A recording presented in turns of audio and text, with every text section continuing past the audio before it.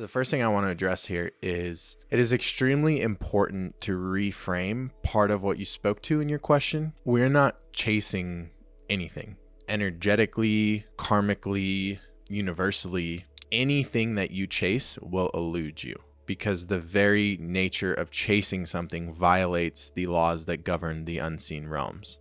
So if you understand that money is spiritual, if you understand that money is energy, that wealth is energy, it would behoove you to really be careful with the words that you're choosing, which are really just representations of your unconscious. So the word isn't the issue. It's the feeling and the belief that it's demonstrating underneath of this is this thing outside of me I need to chase. I need to catch it. And as long as you unconsciously perceive money to be something you need to chase or you need to catch, you will never have it. So the main laws of the universe that govern money most heavily, I want to get into some of them. Hopefully you're all aware there's 12-ish laws that govern the universe. If you have not taken time to print out and study the 12 laws that govern the unseen realm, then your life probably doesn't look how you want it to, because you can't go against these rules and have a positive, fruitful life. So number one, and I'm not going to read all the 12 laws. I only put the ones that I want to speak on. So the law of vibration and the law of attraction. Those are two separate laws, but they essentially speak to the same principle, so I grouped them. And I'm only speaking on the laws that directly pertain to wealth because you guys want to better understand money and better understand wealth. And in order for you to better understand money and better understand wealth, you don't even need to understand anything about money. You just need to understand energy. That is it. That is why this is called the Conscious Wealth Podcast. That is why my brand is about conscious wealth, because wealth is a byproduct of consciousness. I'll say that again. Wealth is a byproduct of consciousness. I cannot have the reality that I have if I am not first conscious of myself, of the universe, and of the rules to the game. And then the result that I'm rewarded with is money. It is not the other way around, yet everyone focuses on the result. If you want to get in the best shape of your life, do you focus on the six-pack or do you focus on the inputs that create the six-pack? So why, when it comes to money, do we focus on the money? Because we just don't know better. We don't understand that we're focusing on an effect. We're not focusing on a cause. You need to make sure the seeds that you plant align in perfect alignment, harmony, and congruency with the laws of the universe. And if you do, you are a child of God and the earth is your dominion. So the law of attraction and the law of vibration. You cannot chase wealth. You have to become its equal in vibration, and it will resonate towards you and with you. Hopefully this is pretty obvious, but also might be rather clarifying for some of you. I like to focus more just on the vibrational aspect of everything in the universe is vibrating. And if you understand that at a physics level, at a quantum level, okay, everything's vibrating, everything's particles and protons, electrons, etc. We understand that. We forget, we don't realize it in our day-to-day life, but everything is, right? Even solid objects. So if you understand that, you extrapolate that out. How does that apply to money? What would be a better use of your time? Focusing on the vibration of wealth and attuning yourself to it so it resonates with you, aka fills your pockets, or focusing on the result or the scorecard of wealth.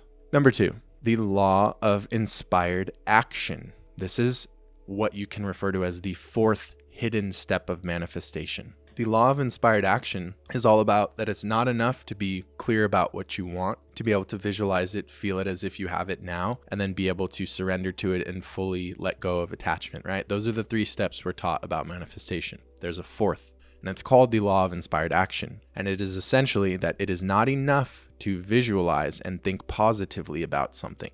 You have to then take action towards it as if you already have it. Some people miss that step. It's the as if action mentality of, I know I'm here for a reason. I visualize the life I want every day. I'm doing the work. Jeremy, I can't figure out. Things just they're not changing. Well, what are you doing? You're focusing on the being, which is amazing. You got to pair that with the doing. You're focusing on the feminine. You got to pair that with the masculine. Conversely, a lot of people are doing a whole lot of nothing with the action. Busy work, busy work, busy work, but their beliefs aren't in congruency with their feelings, with what they perceive to be possible for themselves, with their internal dialogue, their emotions, etc. So you need both. That's why I just covered both sides. Number 3, the law of cause and effect. Everything that you use your free will to do has an equal and opposite reaction. You can either plant seeds that will yield wealth, or you can plant seeds that will yield poverty. There is no entropy or neutrality in the universe. Is there such thing as standing still in the universe? If you break it down to an atomic level, is there such thing as neutrality? Even think of consciousness or the size of the universe. Is there such thing as not growing? Everything is either expanding or it is shrinking, isn't it? If we understand that the universe is expanding at the most macro, and if we understand that at the most micro, our little atomic particles are always moving, etc., why don't we understand that in the middle? There is no such thing as neutral decisions when it comes to money. This is probably the most eye-opening one that I'm going to give you on this list today. If you're not choosing wealth in every decision, you're choosing poverty. There isn't an in-between, and a lot of things aren't black and white, and I never want to be one of those black and white teachers. It's like the world's this or it's this, good or bad, left or right. No, I'm not trying to polarize here. It is just that in this arena, as best I'm aware, and I could always be wrong, but if we understand that things can only expand or contract, that means that wealth and the energy around wealth and the embodiment of wealth and the resonance that we hold to wealth can only strengthen or it can weaken.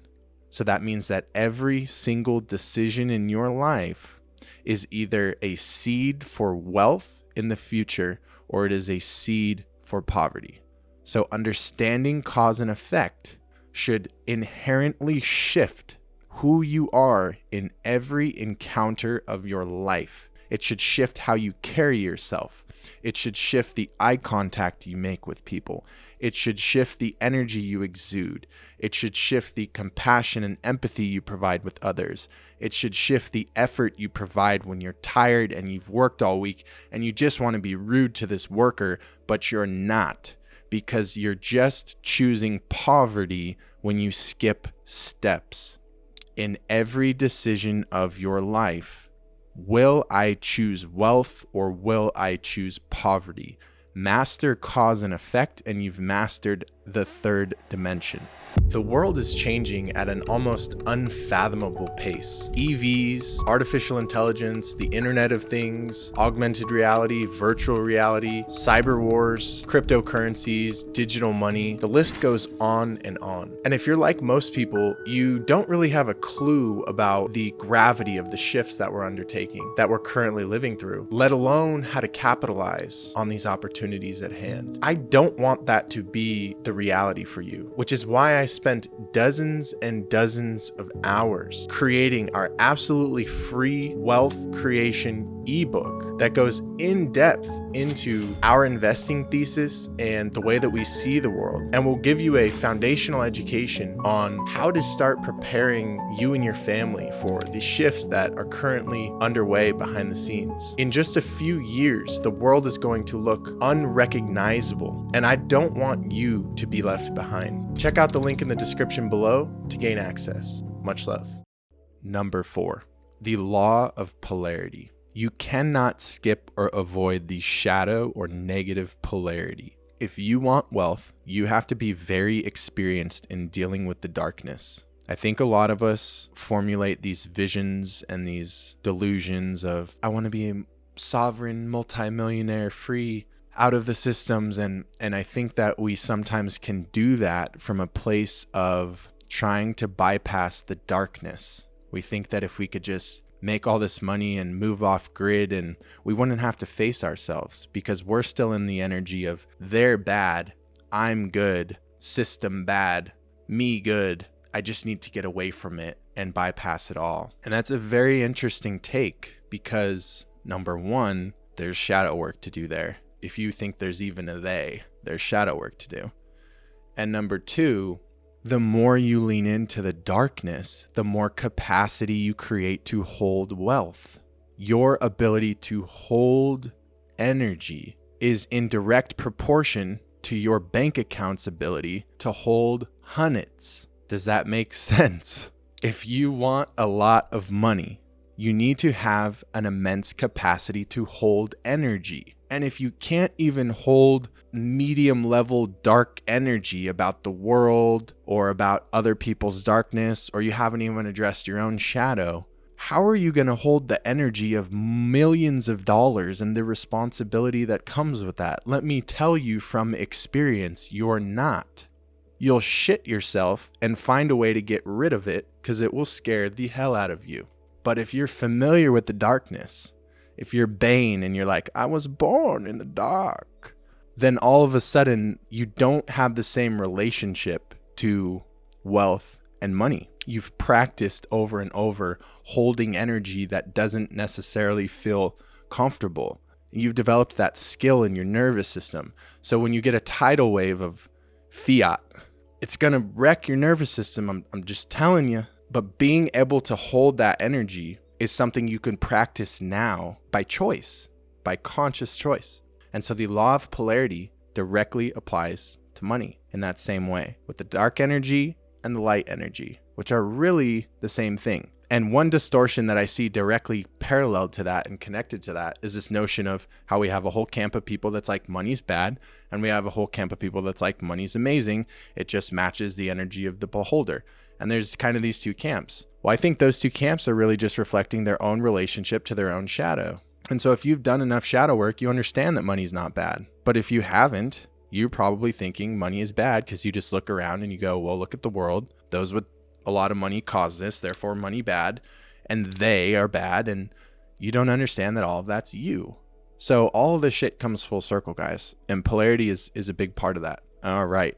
One more. Law of reciprocity. Whatever you give out to life, you will get back. If you desire wealth, you must give wealth. If you desire success, you must give others success. If you desire love, you must give others love. There is no such thing as a self-made person. One of my pet peeves is when people call themselves self-made, because it's essentially a very, very egoic, misconstrued statement to make, where you're not understanding that this was given to you, this was co-created, and that a million people in a cosmic soup all created your success. It was created in every single give-take interaction of reciprocity that happened along the way.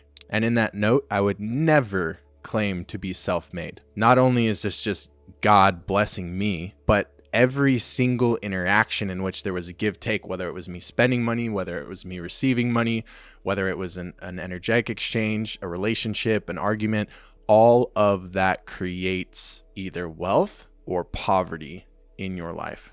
In other words, we are the net result or sum of all of these little interactions, and you have a say in each and every one of those little interactions as to the energy that you're bringing to it. There's not too many things we can control in the universe.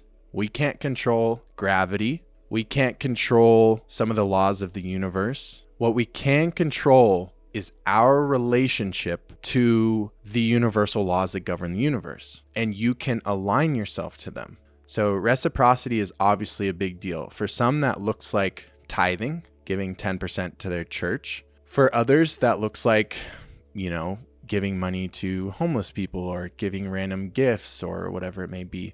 There is no right or wrong way to do it. I think a lot of people, at least my parents' generation, got caught up in the more masculine, structured, it has to look this way approach to reciprocity. The intention was pure. It is a law of the universe that in order to receive more, you have to give more.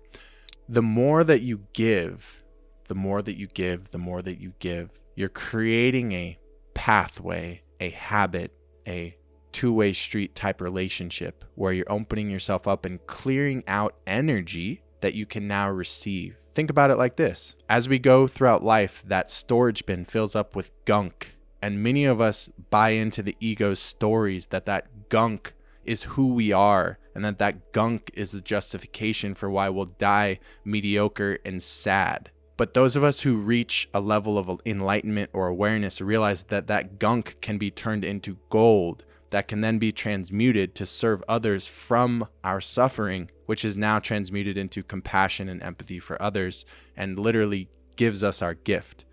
As we transmute that, we now have this gold. We then give it to others, give it to others, give it to others, and we've turned the gunk into gold. We've turned the gold and given it away. We create capacity inside that storage bin now to invite money in to fill that storage bin up. This is how I view life and the journey.